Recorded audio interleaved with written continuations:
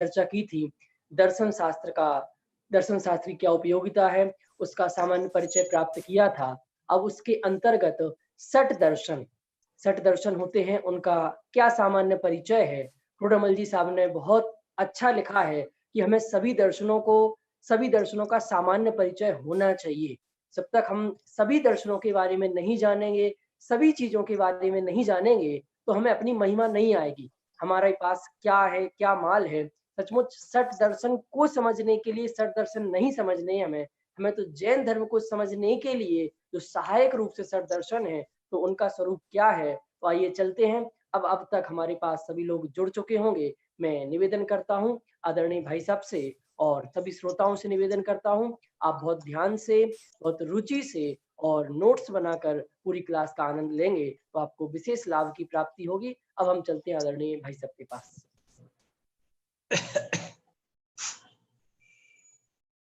नमो जिणाणम जयदु जिणिंदो जय जिनेन्द्र। मित्रों, हमारा आज का विषय है षट दर्शन परिचय। जो 6 दर्शन वैदिक दर्शन के रूप में प्रसिद्ध है, हम आज उनका परिचय प्राप्त करेंगे, सामान्य परिचय प्राप्त करेंगे। इसके अलावा जब हम इन 6 दर्शनों का परिचय प्राप्त करेंगे, तो 3 जो अवैदिक दर्शन रह जाते हैं, हम उनका भी परिचय प्राप्त करेंगे। इस प्रकार हम कह सकते हैं कि हमारा आज का विषय है सभी भारतीय दर्शनों का सामान्य परिचय। हम आज सभी भारतीय दर्शनों का सामान्य परिचय प्राप्त करेंगे। हम सब ने कल भी दर्शन शास्त्र के बारे में पढ़ा था और हमारा ये विषय कल से ही प्रारंभ हो गया है और बहुत ही महत्वपूर्ण विषय चल रहा है। दर्शन शास्त्र माने सत्य के दर्शन करने की एक अमोघ विद्या, सत्य के साक्षात्कार की एक अमोघ विद्या है दर्शन शास्त्र। दर्शन का क्या अर्थ होता है, क्या परिभाषा है, क्या व्युत्पत्ति है, दर्शन के कितने भेद होते हैं, उनके वर्गीकरण क्या होता है, दर्शन का क्या प्रयोजन होता है, दर्शन का क्षेत्र क्या होता है, दर्शन किस तरह से तत्व मीमांसा करता है। इन सब विषयों की हमने कल पर्याप्त चर्चा की थी और आप सब बड़ा मन लगाकर सुन रहे हैं। बहुत सारे प्रश्न आ रहे हैं, बहुत सारी बात है। एक व्यक्ति ने पूछा है कि इंद्रियों से दर्शन यथार्थ नहीं हो सकता, वो कैसे? तो ये सब बातें कल के व्याख्यान को यदि आप एक दफे फिर से सुने, छूट जाए, ऐसे बहुत सारे प्रश्न होते हैं जिनका उत्तर उसमें होता है, पर कभी कभी सुनने से छूट जाता है। कल ये बात बहुत स्पष्ट रूप से कही थी कि दर्शन इंद्रियों के द्वारा यथार्थ हो, इसका कोई नियम नहीं है। हमें इंद्रियां कुछ दिखाती हैं और होता कुछ है। हमें आंखों से, कान से, रसना से, सब पांचों इंद्रियों के साथ ऐसी स्थिति है। दीवार सफेद होती है, हमें पीली दिख जाती है। दूध मीठा होता है, हमें कड़वा लग जाता है। तो इससे सिद्ध होता है इंद्रियों से यथार्थ दर्शन नहीं होता, सम्यक दर्शन नहीं होता। फिर किसी ने पूछा है कि मन से होने में क्या दिक्कत है? तो मन से भी यथार्थ दर्शन इसलिए नहीं हो सकता, इसका भी कल उत्तर दिया था। मैं आज फिर से संक्षेप में संकेत कर रहा हूं। मन से दर्शन इसलिए नहीं हो पाता क्योंकि मन में भी अनेक प्रकार के दोष भरे हैं, जैसे संकीर्णता, पक्षपात, पूर्वाग्रह। हमको जब मेरे तेरे का आग्रह होता है, जब हमें किसी जाति का, लिंग का, क्षेत्र का, नाना प्रकार के दुराग्रह होते हैं, वे हमें सत्य का दर्शन नहीं करने देते हैं। इसलिए ये बात बहुत आगे बढ़ कर के करनी पड़ती है कि सत्य का दर्शन कैसे हो। और इसीलिए कल हमने ये भी चर्चा की थी, एक प्रश्न ये भी आया था कि ये उपाय तत्व और उपेय तत्व क्या होता है। बहुत इंपॉर्टेंट टॉपिक है। एक है उपाय तत्व और एक होता है उपेय तत्व। उपाय तत्व का मतलब है जानने का उपाय। अधिगम के उपाय तत्वों को उपाय तत्व कहते हैं, और जो वस्तु है उसको उपेय तत्व कहते हैं। जैसे हमको जानना तो ये है कि जीव क्या है, जगत क्या है, ईश्वर क्या है, इत्यादि। तो ये तो हुए उपेय तत्व। लेकिन इनको जाना कैसे जाए, इनके जानने की सही विधि क्या है, इनको जानने का सही साधन क्या है, इस पर भी दार्शनिकों में मतभेद हुआ। और वो मतभेद की जिसमें चर्चा की जाती है उसका नाम है उपाय तत्व। तो कोई यही कहता है कि नहीं, इंद्रियों के द्वारा समीचीन दर्शन हो सकता है। तो उपाय तत्व की मीमांसा में इन सब बातों पर चर्चा होती है। कोई कहता है कि वेद के द्वारा यथार्थ दर्शन होता है, कोई गुरु को, कोई सन्निकर्ष को। तो ऐसे दर्शन के क्षेत्र में दो तरह की बातें आ जाती है, कुछ उपाय तत्व से संबंधित और कुछ उपेय तत्व से संबंधित। जैसे उपेय तत्व के संबंध में आएगी जीव मीमांसा, जगत मीमांसा, ईश्वर मीमांसा। ये सब उपेय तत्व से संबंधित इनको मीमांसा कहते हैं। मीमांसा माने भली भांति समीक्षा, परीक्षा, व्याख्या, उस पर चिंतन, मनन, बार बार गहराई से जो चिंतन किया जाता है, जानने की कोशिश की जाती है।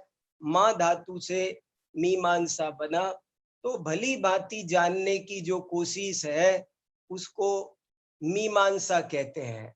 तो जीव मीमांसा, जगत मीमांसा, ईश्वर मीमांसा, ये सब तो आती है उपेय तत्व मीमांसा के अंतर्गत। और उपाय तत्व मीमांसा के अंतर्गत आती है प्रमाण मीमांसा, ज्ञान मीमांसा। ये उपाय तत्व है। क्या प्रमाण है, क्या ज्ञान है, ज्ञान। और फिर कल ये भी चर्चा हमने की थी कि पाश्चात्य दर्शनों का प्रयोजन तो केवल जिज्ञासा मात्र है, लेकिन भारतीय दर्शनों ने ये निर्णय किया कि मात्र जिज्ञासा की पूर्ति से कोई विशेष लाभ होने वाला नहीं है। इसलिए, और वो सर्व जिज्ञासाओं की पूर्ति संभव भी नहीं है। इसलिए जीवन छोटा है, हमारी क्षमताएं कम है। इसलिए भारतीय दार्शनिकों ने ये निष्कर्ष निकाला कि जिससे दुख निवृत्ति हो वही दर्शन का प्रयोजन है। तो दुख निवृत्ति दर्शन का प्रयोजन हुआ। मुक्ति की प्राप्ति कहो, दुख निवृत्ति कहो, तत्व ज्ञान की प्राप्ति कहो, ये सब भारतीय दर्शन का प्रयोजन हुआ। इसलिए भारतीय दर्शनों में कुछ और विषय भी जुड़ गए, जैसे आचार मीमांसा भी जुड़ गई। कि अब वास्तव में देखा जाए तो आचार तो धर्म का विषय था। हमने कल इस पर भी चर्चा की थी, और ये जानना बहुत जरूरी है कि एक होता है धर्म, एक होता है दर्शन। इनमें अंतर क्या? धर्म तो केवल विधि निषेध का प्रतिपादन करता है, आचार प्रधान धर्म होता है। लेकिन वो क्यों करना चाहिए? ऐसे विचार प्रधान दर्शन होता है। दर्शन विचार प्रधान है, आचार प्रधान धर्म है। धर्म डूज और डू नॉट्स बताता है, कर्तव्य और अकर्तव्य का सीधा उपदेश देता है। लेकिन दर्शन उसका कारण समझाता है कि ऐसा क्यों करना। फिर धर्म दर्शन के साथ में न्याय भी जुड़ जाता है, और न्याय उपाय तत्वों की वजह से बढ़ गया कि उपाय तत्व की पहले समीक्षा कर दी जाए। जैसे धर्म कहेगा कि हिंसा मत करो, दर्शन बताएगा कारण कि क्यों ना करो। फिर न्याय उस पर भी विमर्श करेगा कि ये जो कारण बताया गया है, क्या ये कारण ठीक है? तो इस तरह हम ये भी कह सकते हैं कि धर्म होता है आचार प्रधान, विचार दर्शन होता है विचार प्रधान, और न्याय होता है तर्क प्रधान। और फिर एक चीज चौथी और जुड़ गई, उसका नाम है अध्यात्म। वो क्या करता है? वो कहता है जिसमें हमारा प्रयोजन हो, अपने प्रयोजन को छांट करके निकाल लेना, उसका नाम है अध्यात्म। तो ऐसे भारतीय दर्शन में ये चार प्रथाएं चलती है, चार प्रकार की विद्याएं चलती है सत्य को प्राप्त करने के लिए।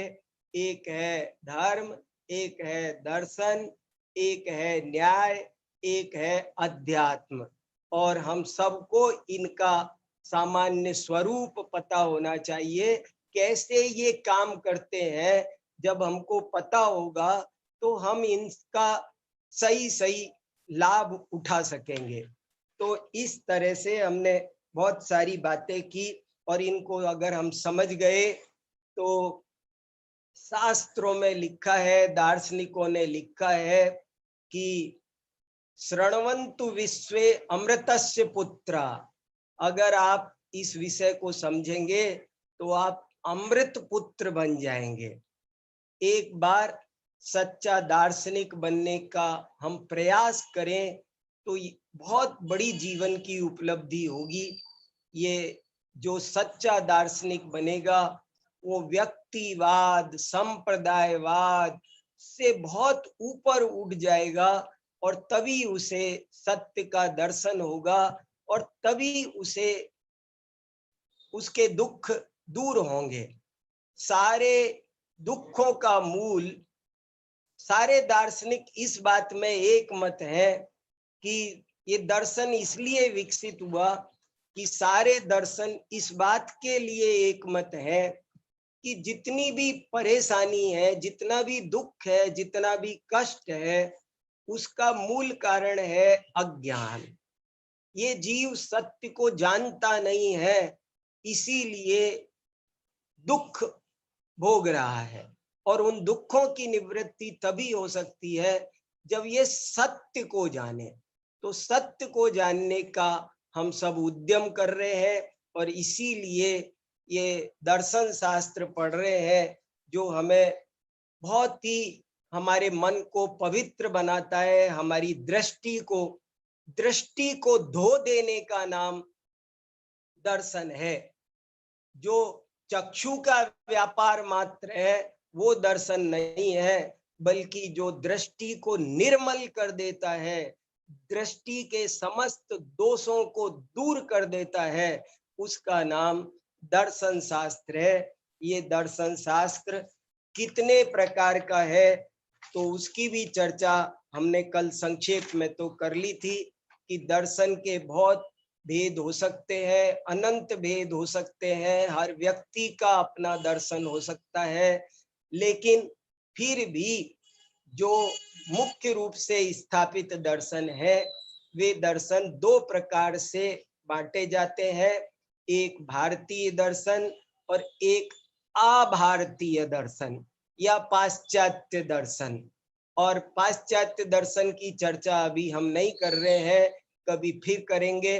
और भारतीय दर्शनों की चर्चा में भारतीय दर्शन दो प्रकार के माने जाते हैं। एक वेदाधारित, वेदों पर जो आधारित है वैदिक दर्शन, और दूसरे अवैदिक दर्शन, जो वेद को प्रमाण मानते हैं वे वैदिक दर्शन है, और जो वेद को प्रमाण नहीं मानते, वेद पर आधारित नहीं है जिनका विकास, वे अवैदिक दर्शन है। आस्तिक और नास्तिक का विभाजन बहुत लोग करते हैं, लेकिन वे वह विभाजन न्याय संगत नहीं है।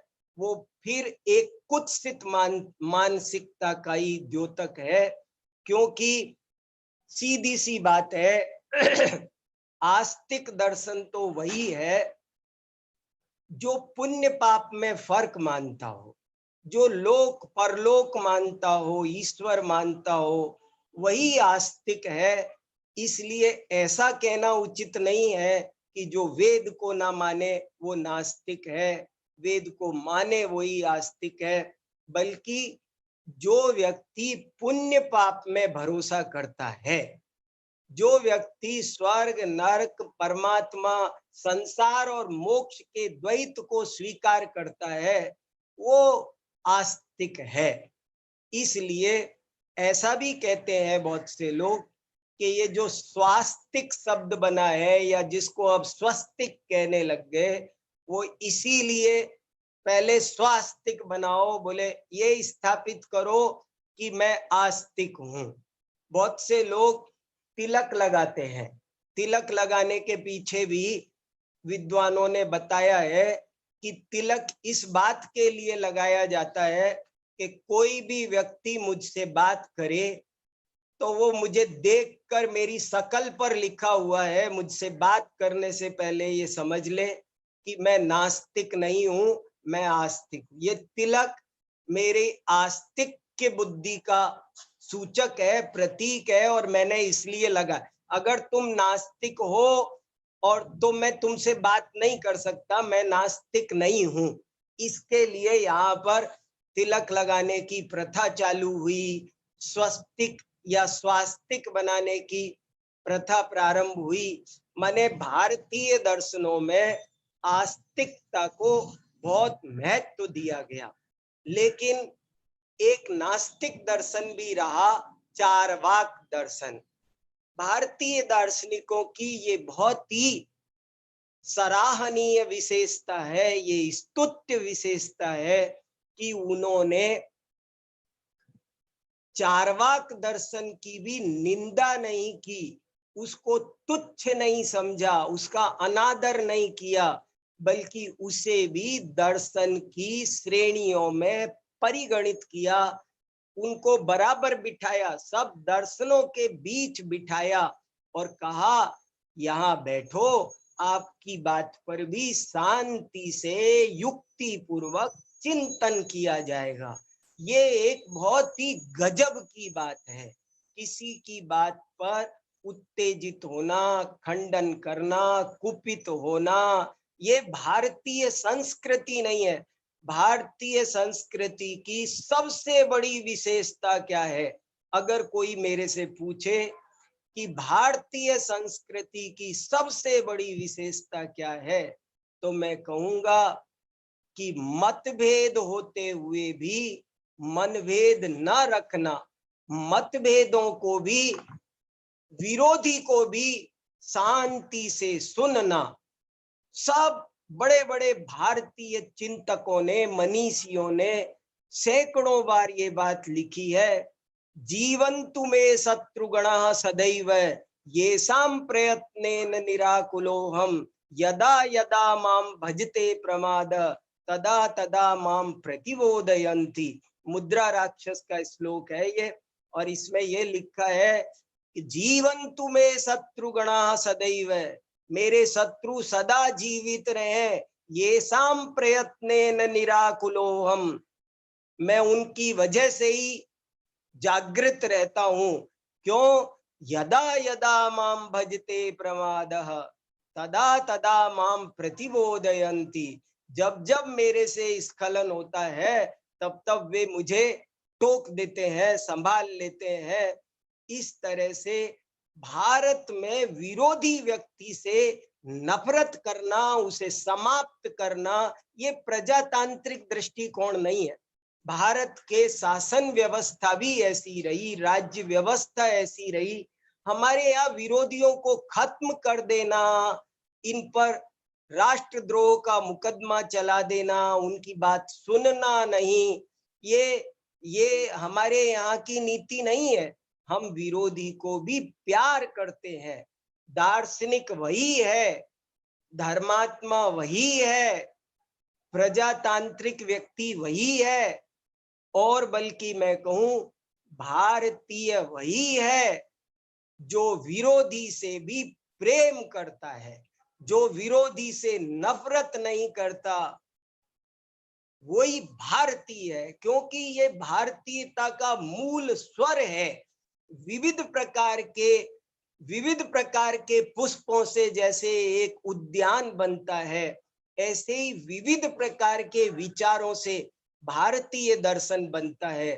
भारतीय दर्शन का सौंदर्य विविधता में है, बहुलता में है। इसे खत्म करने की जो लोग चेष्टा करते हैं वे जानते नहीं है विविधता के सौंदर्य में कितना दम है। वो विकास का कारण बनती है विविधता।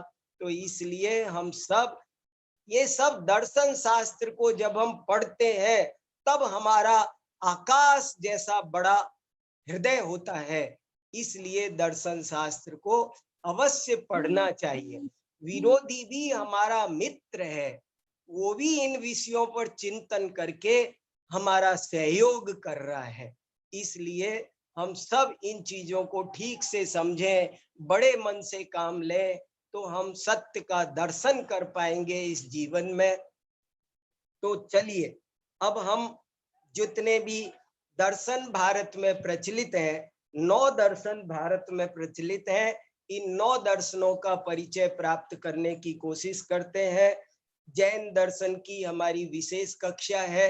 जैन दर्शन के हमारे बहुत सारे विद्यार्थी सुन रहे हैं। कुछ विद्यार्थी अन्य दर्शनों के भी मुझे सुन रहे हैं, और वे इस बात को थोड़ा ध्यान रखें कि हम जैन दर्शन की कक्षा में सभी दर्शनों का परिचय दे रहे हैं। इसलिए हम जैन दर्शन के परिचय को कुछ विस्तार से देना चाहते हैं, और जिसका परिचय विस्तार से देना है उसकी चर्चा हम बाद में करेंगे। पहले हम संक्षेप में सभी दर्शनों की चर्चा करते हैं, बहुत महत्वपूर्ण है। चलिए, तो वैदिक दर्शनों के नाम सुनिए आप एक दफे फिर से, और उनको याद करने की कोशिश कीजिए। और वो नाम याद करना सरल है, मेरा कहना है उनका नाम याद करना सरल है। देखिए, एक प्रश्न ये आ रहा है कि अन्य दर्शनों के ज्ञान की जरूरत क्या है। तो मैंने एक लेख लिखा है इस विषय पर, हो सकता है किसी ने पढ़ा होगा इसीलिए पूछ रहा होगा, और मैं आज आपको वो लेख दे दूंगा, आप एक दफे पढ़ना। बहुत से लोग ये समझते हैं कि अन्य दर्शनों के ज्ञान की तो कोई आवश्यकता ही नहीं है, हमें तो हम जैन हैं तो हमें जैन दर्शन पढ़ना है, बस अन्य दर्शन क्यों पढ़े। लेकिन मैं आपको इस विषय पर थोड़ा पुनर्विचार करने के लिए, गहराई से चिंतन करने के लिए प्रेरित करना चाहता हूं कि जैन दर्शन को भी समझना है तो बिना अन्य दर्शनों के समझे आप जैन दर्शन नहीं समझ सकते, कोई भी दर्शन नहीं समझ सकते। सब दर्शन एक दूसरे से बहुत गहराई से गुथे हुए हैं, पूरक हैं एक दूसरे के। और पूर्व पक्ष के साथ ही उत्तर पक्ष कहा जाता है। जब आप पूर्व पक्ष नहीं जानेंगे तो उत्तर पक्ष नहीं जान सकते मित्रों। जो व्यक्ति अन्य दर्शनों को नहीं पढ़ता, नहीं जानता, वो नमोकार मंत्र का भी सही सही अर्थ नहीं जान सकता।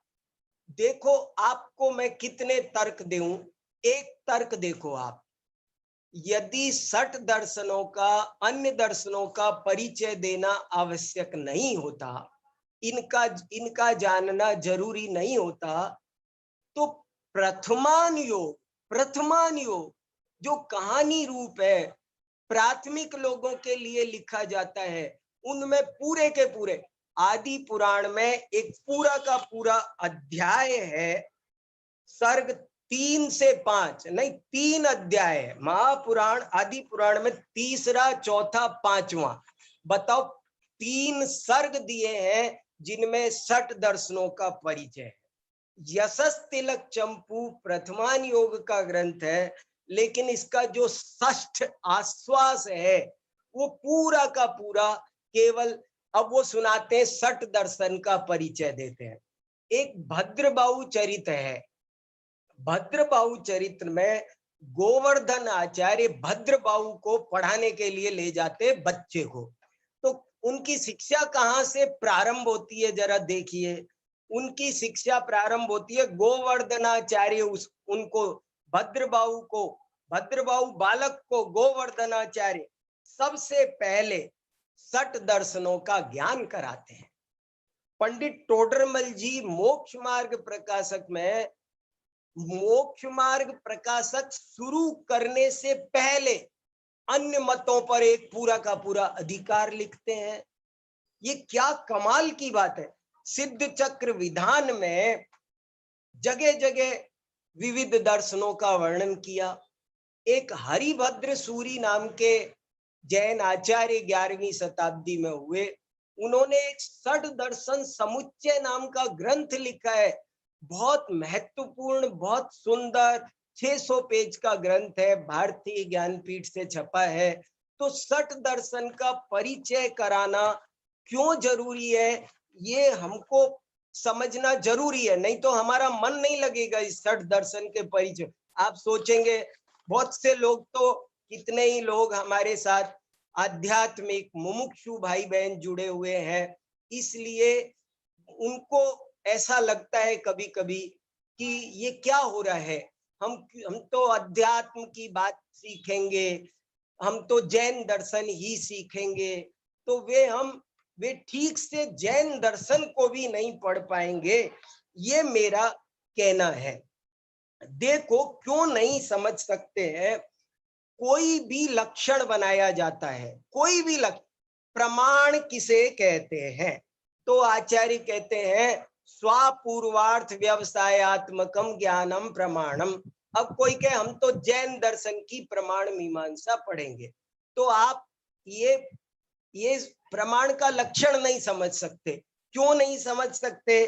क्योंकि इसमें स्वपद असंवेदनवादी सांख्यों के निराकरण के लिए दिया है और परोक्ष ज्ञानवादी मीमांसकों के निराकरण के लिए दिया है। अपूर्व पद धारावाहिक ज्ञान को प्रमाण मानने वालों के निराकरण के लिए दिया है। अर्थ पद बाह्य अर्थ को नहीं मानने वाले विज्ञानाद्वैतवादियों के निराकरण के लिए दिया है। व्यवसायत्मक पद बौद्धों के निराकरण हेतु दिया है। ज्ञान पद सन्निकर्ष को प्रमाण मानने वाले नैयायिकों के निराकरण के लिए दिया है। तो जब हमको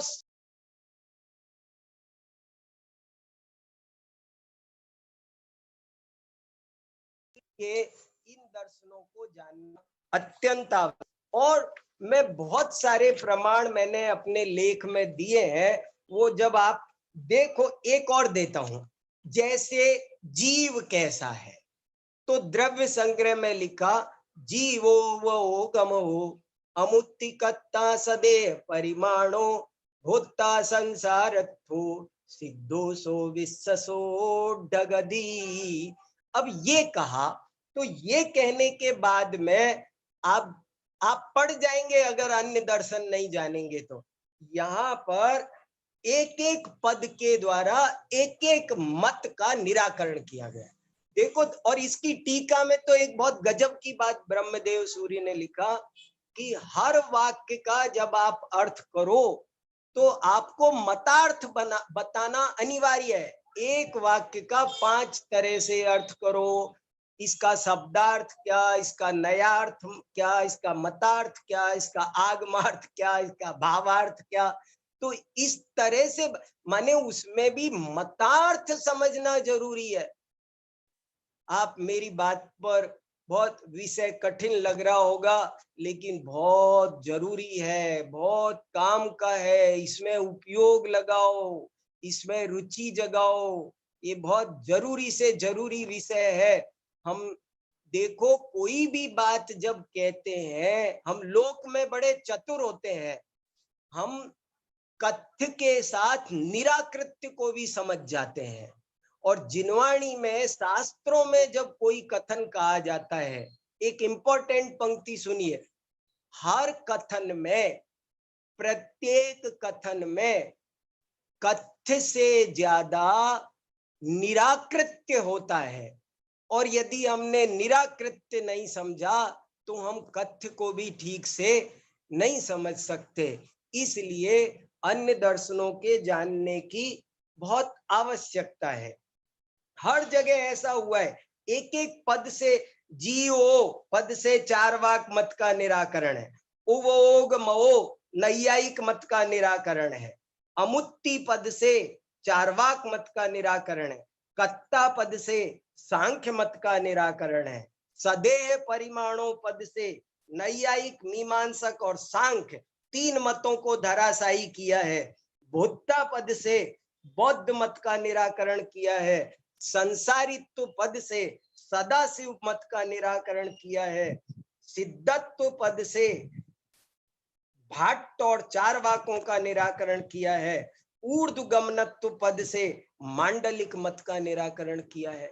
इसलिए ये सब देखो, और बहुत बातें हैं, फिर हम दर्शनों का परिचय नहीं पढ़ पाएंगे, वो पढ़ना जरूरी है। इसलिए इस बात को पूरा करता हूं अंतिम बात बता करके कि देखो, जैन आचार्यों से पूछा ये लोक कैसा है, सिद्ध कैसे है, सिद्धों का सुनो आप, बहुत अच्छा लगेगा। सिद्धों के बारे में कहा तो कहा, अठवीय कम वियला सीधी भूदा निरंजना निच्चा अठ गुणा किद किच्चा दो यज्ञ निवासिनो सिद्धा। ये सिद्धों का लक्षण है, सिद्धों का स्वरूप है। लेकिन ये आपको कब समझ में आएगा, जब अगली गाथा समझ में आएगी।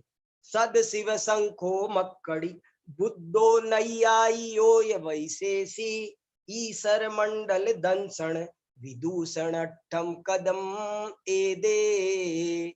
ये जो 8 विशेषण किए, ये 8 दर्शनों के निराकरण के लिए किए गए। इसलिए इन दर्शनों को समझना बहुत जरूरी है। ये दर्शन कोई, आप इनका स्वरूप अलग ही है, अद्भुत है। और जब इनको समझेंगे तब धीरे धीरे आपको सब चीजें समझ में आएगी, ये दर्शन क्या चीज है, कैसे चले। आज आपको इनके कोई अनुयायी नहीं मिलेंगे, लेकिन ये मान्यताओं के ही नाम है जो हम सबके अंदर पड़ी रह जाती है। इसलिए इन दर्शनों को पढ़ना जरूरी है। इन दर्शनों के अभी मैं दुनिया में किताबों में इनके प्रवर्तक बताए गए हैं, लेकिन एक आचार्य ने ऐसा कहा है कि ये प्रवर्तक इनके वास्तव में देखा जाए तो नहीं है। जैसे अंधकार और प्रकाश अनादिकाल से है, ऐसे ही सब दर्शन अनादिकाल से ही है। सच्चे दर्शन भी अनादिकाल से है और मिथ्या दर्शन भी अनादिकाल से है, ये भी विवक्षा है। लेकिन फिर भी अपन चलते हैं, थोड़ा सभी दर्शनों का सामान्य परिचय प्राप्त करना बहुत जरूरी है मित्रों। तो चलिए, सठ दर्शन वैदिक सुनते हैं। मैंने बताया ये 6 को याद करने के लिए आपको 3 याद करना है, सांख्य योग, न्याय वैशेषिक, वेदांत और मीमांसा। ये 3 पेयर है, 3 जोड़े हैं। और जोड़े इसलिए हैं क्योंकि ये समान मान्यता के हैं। जैसे सांख्य और योग, ये दोनों समान मान्यता के हैं, इसलिए इनको समान तंत्र कहा जाता है कि ये समान तंत्र है। न्याय वैशेषिक समान तंत्र है, और वेदांत और मीमांसा ये समान तंत्र है, समान तंत्र, समान विचारधारा के होने के कारण इनको समान तंत्र। अब देखो सांख्य दर्शन, सांख्य दर्शन के प्रवर्तक कपिल मुनि माने जाते हैं। कपिल मुनि, देखो मुनि शब्द भी खास है, मैंने एक दिन चर्चा कर दी थी आपसे, और इन कपिल मुनि की चर्चा जैन ग्रंथों में बहुत ज्यादा मिलती है। ये कपिल मुनि कौन थे? तो धर्म परीक्षा में इनके बहुत विस्तार से इनका चरित्र चित्रण किया है। 18वें अध्याय में विदाय दर्शनम सांख्यम कुमारेण मरीचिना व्याख्यातम निशिष्यस्य कपिलस्य पटीयसा। 6 ढाला में भी कपिलादि रचित, उसको कुछ लोग बदलने लग गए, ये गलत मामला है। देखो बदलना नहीं चाहिए। कपिलादि 60 दर्शनों में पहला नाम सांख्य दर्शन का आता है, इसलिए कपिलादि लगाया, क्योंकि आदि में बाकी के 6 दर्शन आ जाएंगे, सारे दर्शन आएंगे। अभी मैं उनके नाम बताता हूं। तो सांख्य दर्शन के प्रवर्तक कपिल मुनि हैं। और कपिल मुनि कौन थे? वे मरीचि के पुत्र थे। मरीचि कौन था? भरत चक्रवर्ती का पुत्र था। भरत चक्रवर्ती कौन थे? ऋषभ देव के पुत्र। ऋषभ के पुत्र भरत, भरत के पुत्र मरीचि, और मरीचि का पुत्र था कपिल।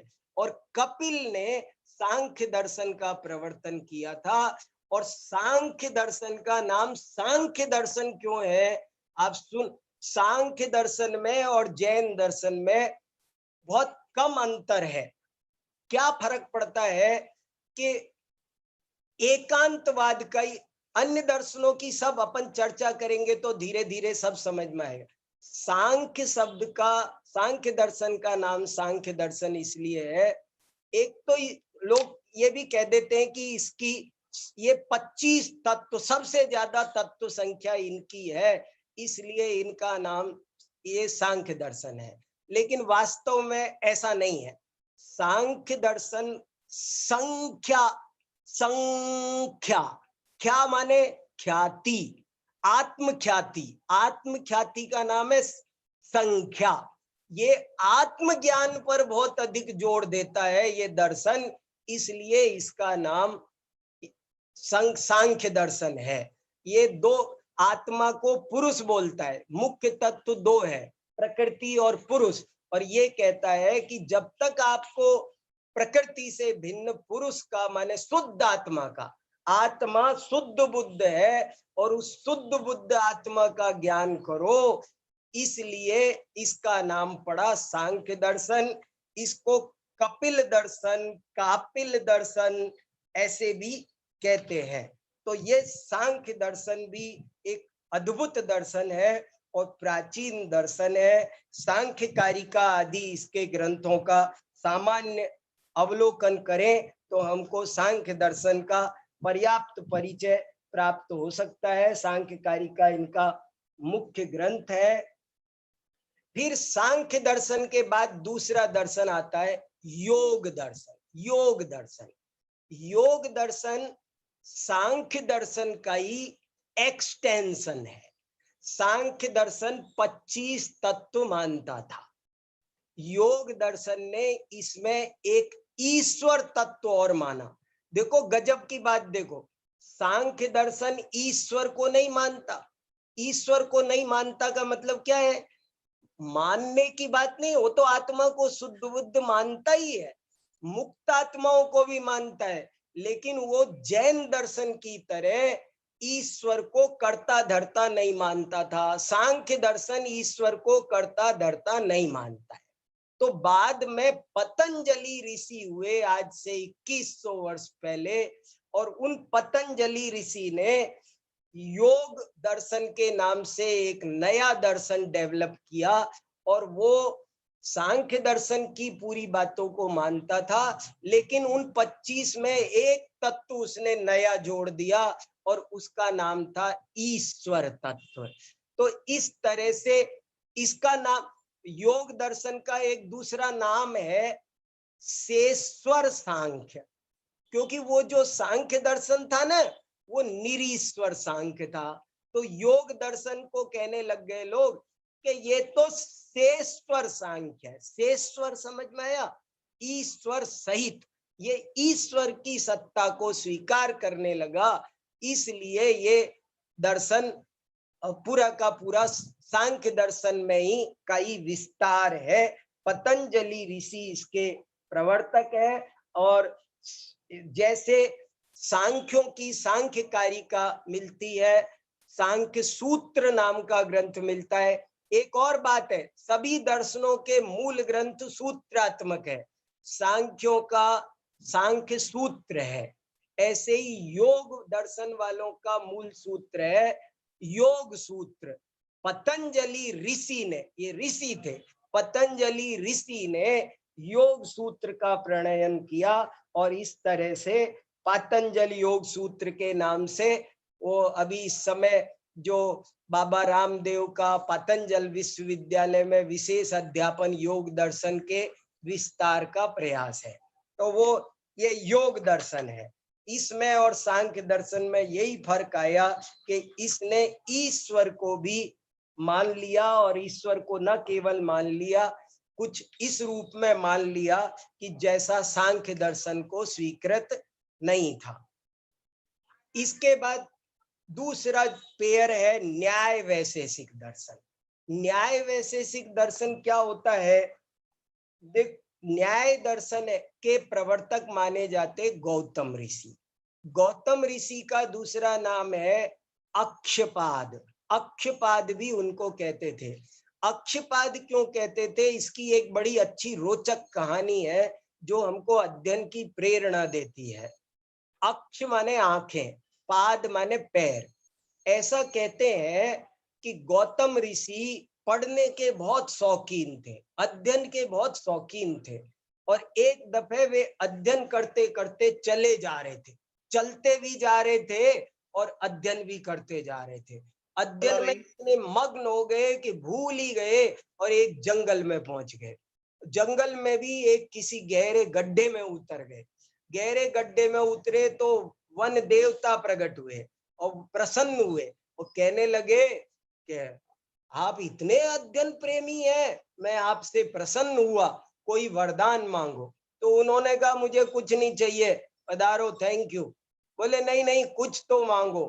तो बहुत आग्रह किया जब वन देवता ने, तो वो गौतम ऋषि ने कहा कि ऐसा करो, अगर कुछ देना ही है तो 2 आंखें दे दो, मेरे पैरों में लगा दो, मेरे पैरों में 2 आंखें लगा दो, तो वो 2 आंखें चलने के काम आ जाएगी। मेरी ये जो चेहरे पर 2 आंखें हैं, ये तो मैं हमेशा शास्त्रों में 24 घंटे लगाए रखना चाहता हूँ। और कहते हैं कि तब उस वन देवता ने उनके पैरों में 2 आंखें लगा दी। देखो अध्ययन का कितना शौकीन होना चाहिए। जो पढ़ता नहीं वो कुछ नहीं। तम्मा सत्थम समधिदव्वम, प्रवचन सार में कितना जोर दिया है, पढ़ो पढ़ो पढ़ो। जो पढ़ेगा नहीं, जो इस कली काल में ये शास्त्र ही शरण है, शास्त्रों से ही मोह का अंधकार नष्ट होगा। इसलिए खूब पढ़ो, अहरनिश दिन रात पढ़ो, यावत जीव मदीते विप्र, जीवन की अंतिम सांस तक अध्ययन करना चाहिए, खूब अध्ययन करना चाहिए, गहरा हो, व्यापक हो। ऐसे नाना गुण हैं अध्ययन के, वे सब उत्पन्न होने चाहिए, तब हम को समझ पाएंगे। तो अक्षपाद गौतम ऋषि ने न्याय दर्शन का प्रवर्तन किया।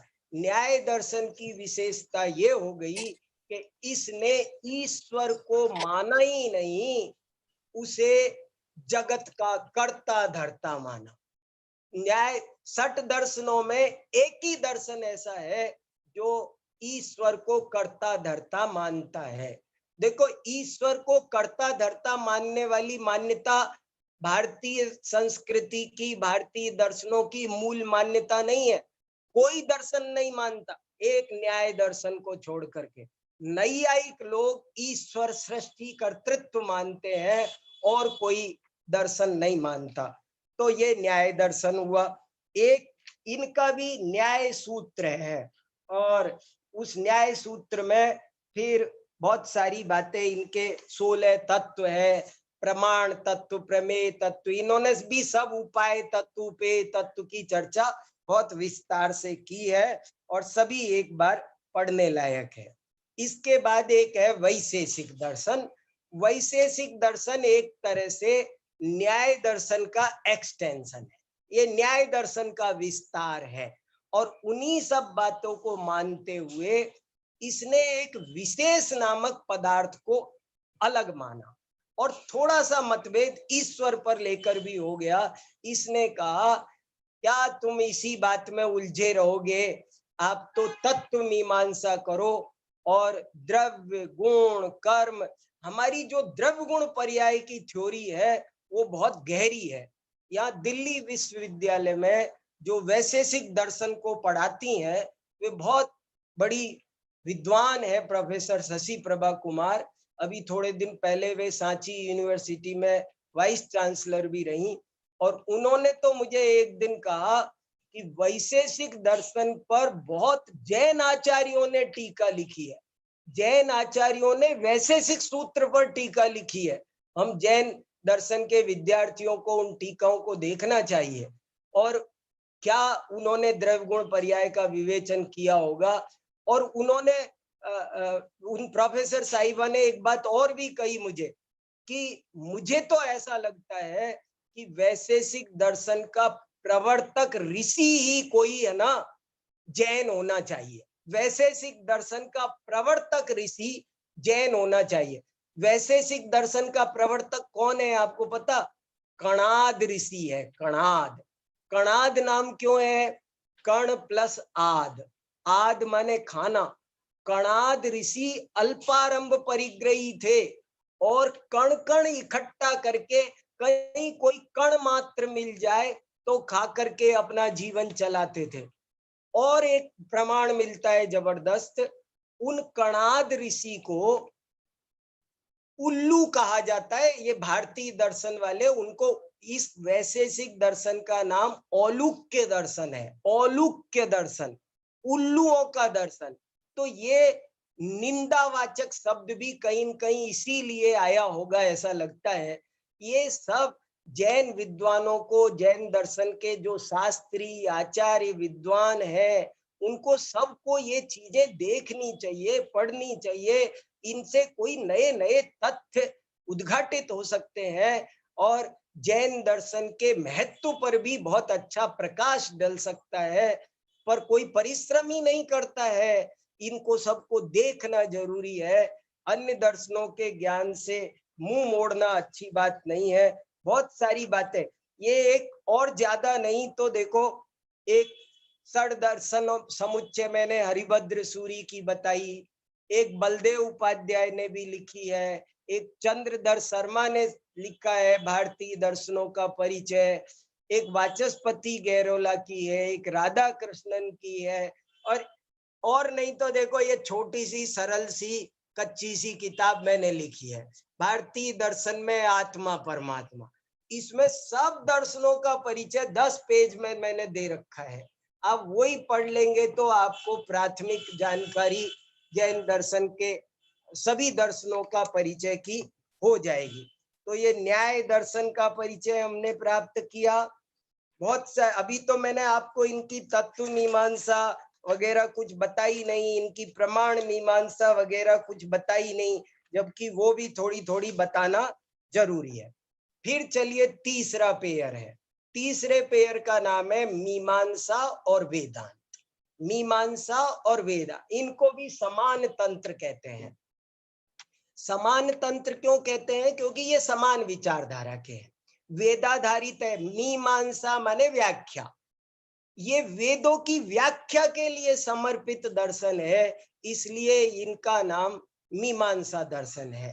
और जो वेद है उनके दो भाग हैं, एक पूर्व भाग, एक उत्तर भाग। वैदिक वांग्मय के दो भाग हैं, एक पूर्व भाग, एक उत्तर भाग। पूर्व भाग में तो वेद, ब्राह्मण, आरण्यक यही सब आते हैं और उनमें यज्ञ का, कर्म का, क्रियाओं का वर्णन है, पूजा पाठ ये सब इसका वर्णन है। और दूसरा है उत्तर भाग। उत्तर भाग है उसको कहते हैं वेदांत, उपनिषद। उपनिषदों को उत्तर भाग कहते हैं। तो जो वैदिक क्रियाकांड पर जोर देता है वो दर्शन मीमांसा दर्शन है। इसके प्रवर्तक जैमिनी ऋषि है। और जो उपनिषद वाला भाग है, उत्तर भाग, उस पर जो दर्शन चलता है उसका नाम वेदांत दर्शन है। और उसके प्रवर्तक बादरायण ऋषि है। ये मीमांसा वालों का भी मीमांसा सूत्र है और वेदांत वालों का वेदांत सूत्र है, जिसका दूसरा नाम ब्रह्म सूत्र है। जैमिनी ऋषि ने मीमांसा सूत्र लिखा और बादरायण ऋषि ने ब्रह्म सूत्र लिखा। और जो वेदांत, ये मीमांसा दर्शन पूरक, इनके दूसरे नाम ऐसे भी पड़ गए, जैसे मीमांसा दर्शन को पूर्व मीमांसा दर्शन भी कहते हैं और वेदांत दर्शन को उत्तर मीमांसा। कभी आपसे कहे ना उत्तर मीमांसा, तो उत्तर मीमांसा माने मीमांसा दर्शन नहीं, उत्तर मीमांसा माने वेदांत दर्शन। तो उत्तर मीमांसा माने वेदांत दर्शन। और वेदांत दर्शन में क्या हुआ कि वेदांत दर्शन में बादरायण ऋषि ने तो प्रवर्तन कर दिया, लेकिन 8वीं शताब्दी में शंकराचार्य ने इसको बहुत व्यवस्थित रूप दिया। अकलंक के जमाने में शंकराचार्य ने अद्वैत वेदांत खड़ा किया।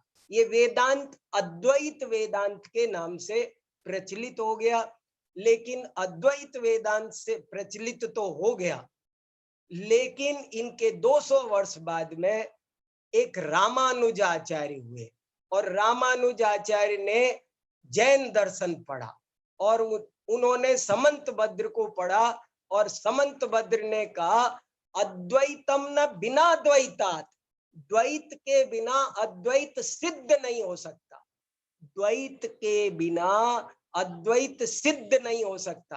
तो उन्होंने फिर अद्वैत वेदांत का खंडन किया।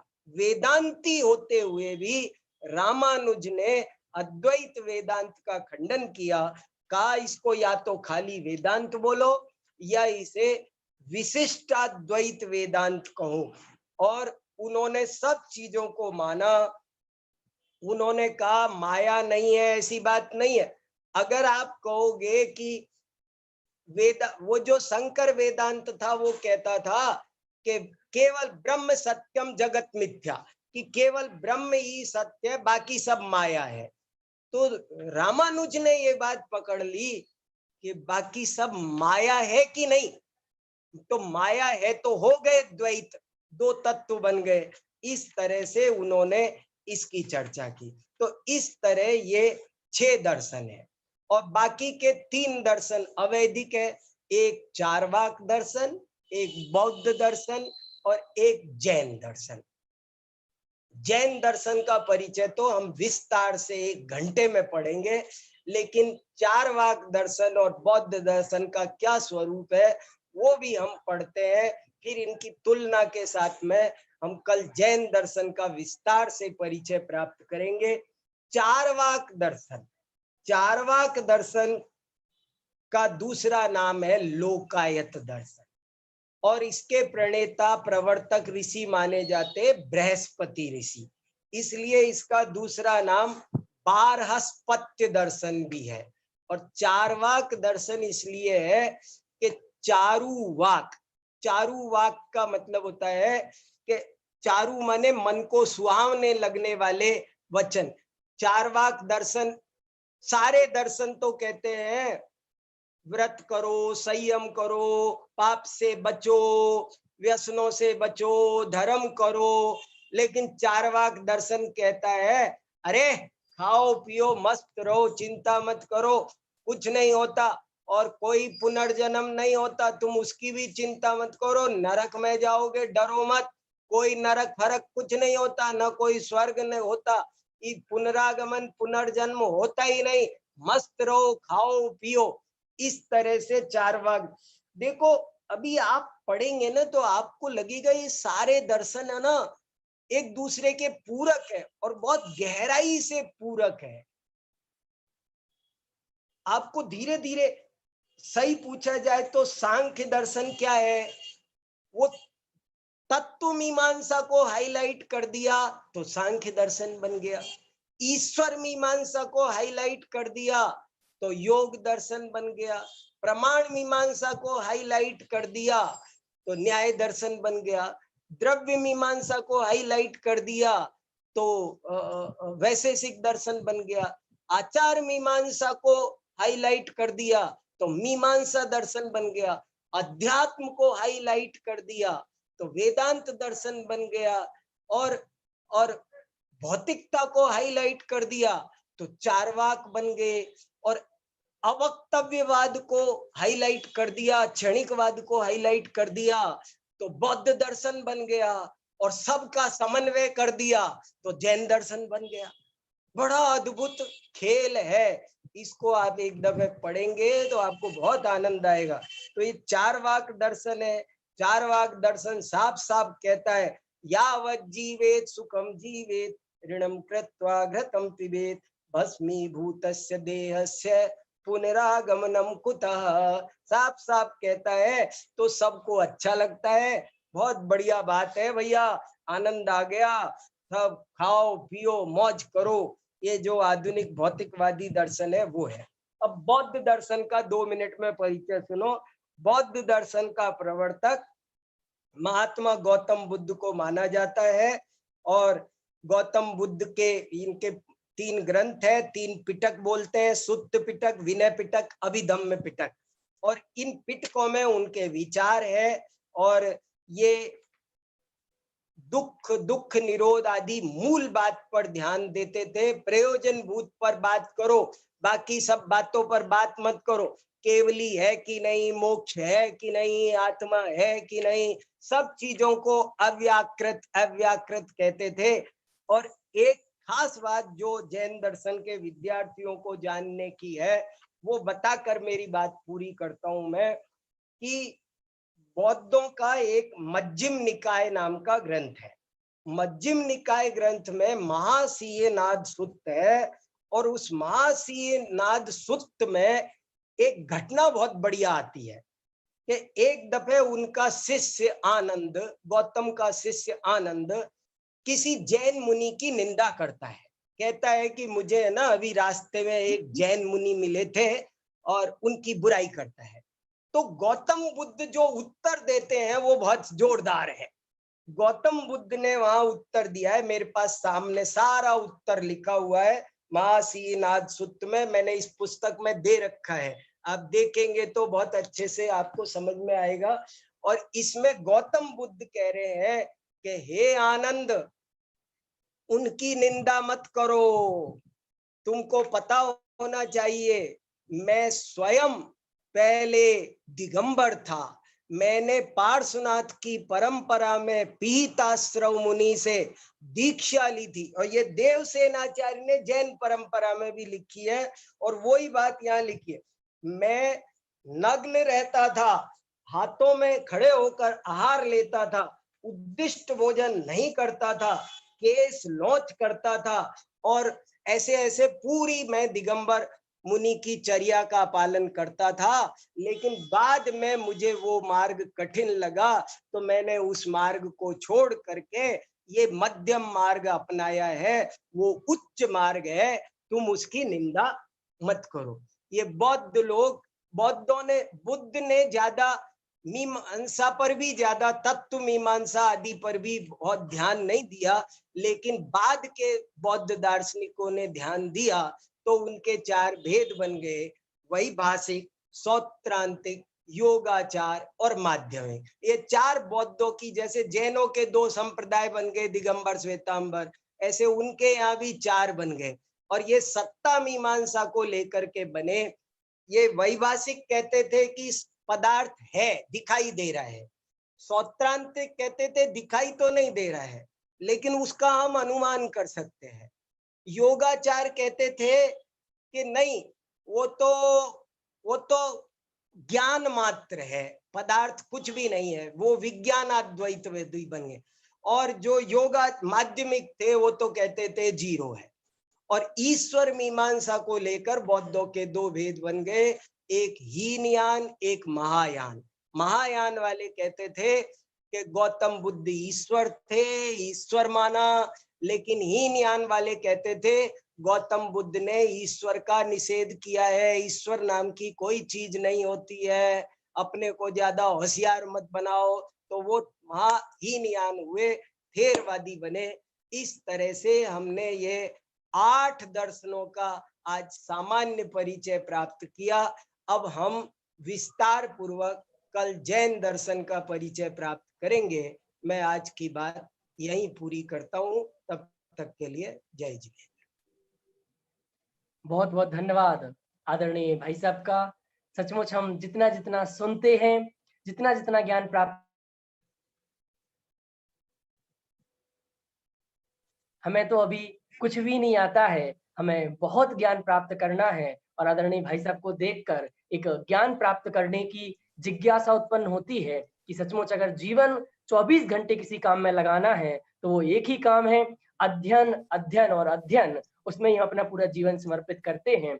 मेरा प्रश्न है आप लोगों से कि भाई साहब ने स्टार्टिंग में 4 बातें बताई थी और उन 4 बातों में कुछ प्रधानता बताई थी। मैं 4 बातें बता देता हूँ क्योंकि वो चीज आपको उनकी प्रधानता पता होगी तो आप कंफ्यूज नहीं होंगे, कभी आपको कोई संशय नहीं होगा, डाउट नहीं होगा।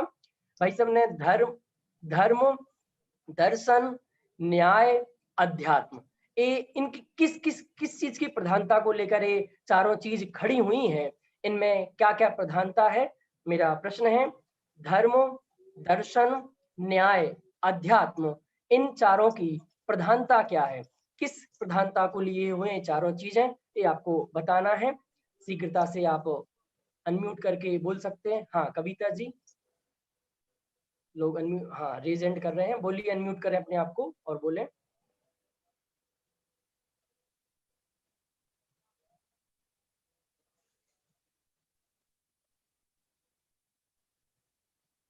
हाँ कविता जी बोले, अनम्यूट करें अपने आप को। हाँ जी, उपाय के बारे में, उपेय और उपाय। हाँ ये तो बताया ही था कि धर्म की प्रधानता किससे है, दर्शन की प्रधानता किससे है, न्याय में क्या प्रधान है, अध्यात्म में क्या प्रधान है, इन सब की प्रधानता बताई थी भाई साहब ने। हाँ जी।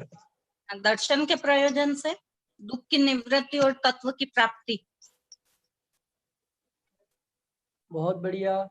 लिपि जैन के नाम से हैं, लिपि जैन बताएंगे, लिपि जैन बताएं एक बार। हाँ आप ध्यान से सुनेंगे कविता जी और उनको नोट करें। हाँ जी लिपि जी बताइए आप, इन 4 की प्रधानता क्या क्या है, आदरणीय भाई साहब ने बताया था। लिपि जी ने रेज हैंड किया, अपने आप को अनम्यूट करके बोलें जल्दी से। हाँ लिपि जी आवाज आ रही क्या? लिपि जी की नाम से आईडी है। हाँ जी अनम्यूट करें अपने आप को लिपि जी। दर्शन शास्त्र। हाँ, दर्शन में विचार की प्रधानता होती है, धर्म में हाँ। आचार की प्रधानता होती है, न्याय में तर्क की प्रधानता होती है और अध्यात्म में आत्मा की प्रधानता होती है। हाँ मतलब जिससे हमारा प्रयोजन सिद्ध होता है, इसका जो प्रयोजन भूत पदार्थ है आत्मा, उसकी सिद्धि होती है। बहुत सुंदर। ये 4 बातें अगर आपको याद रहेंगी, ध्यान में रहेंगी, तो आप चारों का सही मीनिंग समझ पाएंगे। हम क्या करते हैं, हम धर्म में तर्क लगाना चाहते हैं, न्याय से आचार की सिद्धि करना चाहते हैं, अध्यात्म से विचार की सिद्धि करना चाहते हैं, किसी से अपना प्रयोजन सिद्ध करना चाहते हैं। तो जिस चीज के लिए जो चीज बनाई गई है, आप उसके माध्यम से वो करेंगे तो डेफिनेटली अगर आपको तर्क चाहिए तो आप न्याय के पास जाइए। अब आप अध्यात्म में जाके, धर्म में जाके, क्रियाओं में जाके तर्क खोजेंगे तो नहीं मिलेगा। तो कहाँ क्या मिलेगा, ये चारों बात समझना बहुत ज्यादा जरूरी है। एक छोटा सा प्रश्न है कि दुख किससे है? ये आज पूरी दुनिया दुखी है, हम सब दुखी हैं, दुख को दूर करने के उपाय कर रहे हैं। तो दुख किससे है और दुख नष्ट किससे हो? एक ही शब्द का जवाब है, दुख किससे है, सारा का सारा दुख किससे है। बहुत सुंदर, हमारे पास जवाब जल्दी से आ गया है, कपिल जी ने जवाब दे दिया है। दुख, सारा का सारा दुख अज्ञान से है। और दुख खत्म कैसे होगा, सुख की प्राप्ति कैसे होगी, तो उसका उपाय भी एक ही है। और कितना टाइम लगेगा? जैसे अज्ञान से मैं कहता हूं आपको ज्ञान बनाना है, अज्ञान से ज्ञान बनाने में कितना समय लगता है? 1 सेकंड में। अज्ञान में से आप आ हटा दो तो क्या बचा? ज्ञान बचा। ऐसे आप सच्चा ज्ञान प्राप्त करें, 1 सेकंड में आपका सारा जो अनादिकालीन अज्ञान है, सारा का सारा ज्ञान खत्म हो जाएगा। अब थोड़ा सा टफ प्रश्न है। आदरणीय भाई साहब ने हमारे जैन ग्रंथों का उल्लेख किया था, भाई साहब ने 7 ग्रंथों का उल्लेख किया था।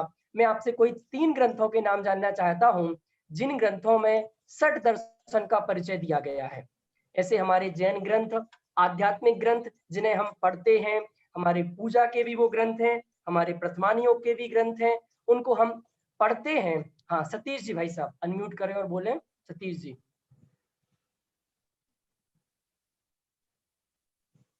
हाँ जी सतीश जी बोलिए, आपने रिजेंट किया है। कोई 3 ग्रंथों के नाम बताइए अब जल्दी से। आदि पुराण, यशस्तिलक चंपू, भद्रबाहु चरित, मोक्ष मार्ग प्रकाशक, सिद्ध चक्र विधान और षडदर्शन हरिभद्र सूरी का। हाँ षडदर्शन समुच्चय। बहुत सुंदर, बहुत सुंदर। एक कम से कम हमें नाम तो पता होना ही चाहिए। जब जब हमें विकल्प आए तो हम इनका जरूर अध्ययन करें। और एक दूसरी बहुत अच्छी बात बताई थी, हमें अन्य दर्शनों का ज्ञान इसलिए जरूरी है कि हमारे आचार्यों ने एक एक पद के माध्यम से एक एक दर्शन का निराकरण किया है। और मैं समय सार के आधार से बात करूं तो आचार्य कुंद देव कहते हैं, हमें इस 60 दर्शनों का स्वरूप जानना इसलिए जरूरी है, कहीं उस दर्शन की मान्यता मेरे अंदर तो नहीं पल रही है, कहीं उस धर्म दर्शन की मान्यता मेरे अंदर तो पोषित नहीं हो रही है। मैं अपने इस अध्यात्म के माध्यम से, मैं इस क्रियाकलाप के माध्यम से कहीं अन्य धर्म दर्शन की कोई मान्यता का पोषण तो नहीं कर रहा हूं। बहुत सुंदर। अब मेरा आज का अंतिम प्रश्न है कि भाई साहब ने 9 दर्शन आज सामान्य रूप से हमें बताए हैं और जैन दर्शन की कल विशेष रूप से वो चर्चा करेंगे। तो भाई साहब ने उनका हाईलाइट पॉइंट बताया था, जिसे मैं 1-2 बता देता हूं कि वेदांत में अध्यात्म को हाईलाइट किया है। अब मैं सारे बोल दूंगा तो फिर आप क्या बताएंगे? आप लोगों में से कोई बताएगा एक एक शब्द में।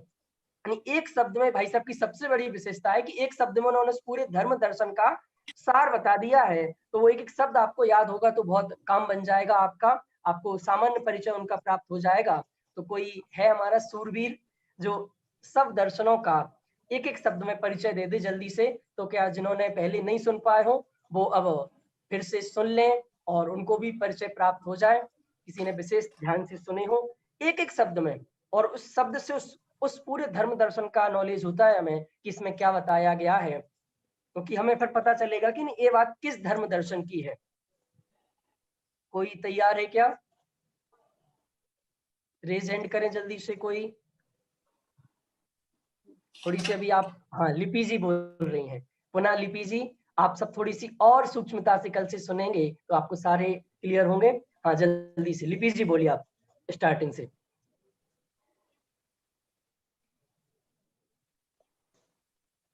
हाँ जी लिपि जी बोले।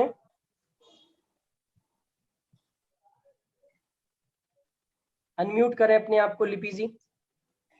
हाँ, कुछ दर्शनों के मैं लिख पाई थी, सबके नहीं लिख पाई। जैसे वैशेषिक दर्शन, हाँ वैशेषिक दर्शन में द्रव्य, मीमांसा दर्शन में आचार, वेदांत दर्शन में अध्यात्म, चार्वाक दर्शन में भौतिकता, बौद्ध दर्शन में क्षणिकवाद और जैन दर्शन में जब सभी को हम मिला देते हैं तो वो हमारा जैन दर्शन है। हाँ देखो अभी थोड़ा सा अपन इस पे भी चर्चा, आदरणीय भाई साहब भी कल इस पे चर्चा करेंगे। सबको मिला देने का मतलब क्या है, खिचड़ी नहीं बना देना है, उसका भी क्या मीनिंग है। आपने 1-2 जो छोड़े हैं, सांख्य में प्रकृति और पुरुष का मुख्य रूप से वर्णन है, और जो योग दर्शन है उसमें ईश्वर का मुख्य रूप से वर्णन है। और सांख्य में आप शुद्ध बुद्ध आत्मा का वर्णन भी देख सकते हैं, और योग में भगवान का, ईश्वर का भी आप वर्णन देख सकते हैं। और बाकी की आपने सारी बता दी, मैं फिर से रिवाइज कर देता हूँ। सांख्य में प्रकृति और पुरुष शुद्ध आत्मा का वर्णन है, योग में ईश्वर का वर्णन है। जो चूंकि सांख्य ईश्वर को कर्ता धर्ता नहीं मानता, पर जो योग, इसके बाद वेदांत में अध्यात्म की चर्चा की है, और मीमांसा में आचार की बात कही गई है, न्याय दर्शन में प्रमाण की बात कही है, वैशेषिक दर्शन में द्रव्य की बात कही है, चार्वाक में भौतिकता की, जो आज की चकाचौंध देखते हैं, ये सब भौतिक चार्वाक धर्म का प्रभाव, चार्वाक दर्शन का प्रभाव है, जो सचमुच शायद हम सबके ऊपर भी हो सकता है। और जो क्षणिकवाद का प्रभाव है वो बौद्ध धर्म का है। और जब हम इन सब को किसी एक जगह देखते हैं, उनके मिथ्याभिप्राय सहित नहीं, जो उनकी जो एक सिर्फ एक पक्ष को लेके नहीं, उन सब का जो सही रूप है, अगर सब चीजें एक जगह आपको देखना हो तो वो आपको जैन दर्शन में देखने मिलती हैं। भाई ने एक बहुत अच्छा वाक्य भी बोला था, सारे दर्शन एक दूसरे के पूरक हैं।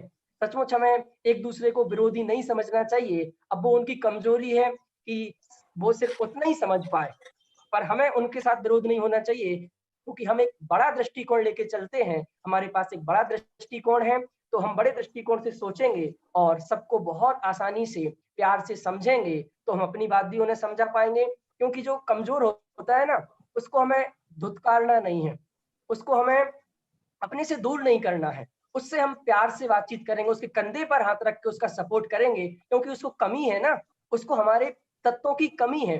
हमारे पास तो सारा है, उसके पास नहीं है, तो हमें उसके पास अपनी बात पहुंचानी है, तो बहुत प्यार मोहब्बत से हम उनके पास भी अपनी बात पहुंचा सकते हैं। ऐसा आज का हमने क्लास सुनी। और एक बहुत अच्छी बात और कही थी भाई साहब ने, एक चीज आप लिख लें कि किसी भी चीज का अर्थ 5 चीजों से किया जाता है: शब्दार्थ, भावार्थ, नयार्थ, मतार्थ, आगमार्थ। यानी हमारे आचार्यों ने कहा है कि आपको एक एक गाथा का, एक एक शब्द का मतार्थ से अर्थ पता होना चाहिए। ये शब्द किस मत के निराकरण के लिए लिखा है, ये शब्द नहीं लिखते तो किस मत की पुष्टि हो सकती थी। परीक्षा मुख का जो एक एक सूत्र है, वो प्रमाण की परिभाषा का स्वपूर्व व्यवसायत्मकम ज्ञानम प्रमाणम, तो इतनी लंबी परिभाषा क्यों बताई? एक एक शब्द एक एक धर्म दर्शन के निराकरण के लिए है। तो ऐसी बहुत सारी बातें, और कल बहुत विशेष होने वाला है। आज तो आपने षट दर्शन का परिचय सुना, और कल एक पूरी क्लास में हम जैन धर्म का सामान्य परिचय सुनेंगे। मुझे नहीं पता अभी तक हम क्या समझते हैं, और कल भाई साहब हम सबको क्या बताने वाले हैं। तो कल का दिन बहुत आश्चर्यकारी दिन होने वाला है। अभी तक आप जैन धर्म के नाम पर क्या सोचते हैं, क्या मानते हैं, क्या जानते हैं, पर जो कल भाई साहब बताने वाले हैं वो बहुत निष्पक्ष भाव से, जो चीजें आपने आज तक नहीं सुनी होगी वो कल आपको सब सुनने मिलेंगी। तो कल के लिए तैयार रहें। अब हम सभी को जय जिनेंद्र करते हुए ठीक कल 4 बजे मिलेंगे और जैन धर्म का सामान्य परिचय कल आदरणीय भाई साहब से प्राप्त करेंगे। तब तक के लिए सभी को सादर जय जिनेंद्र।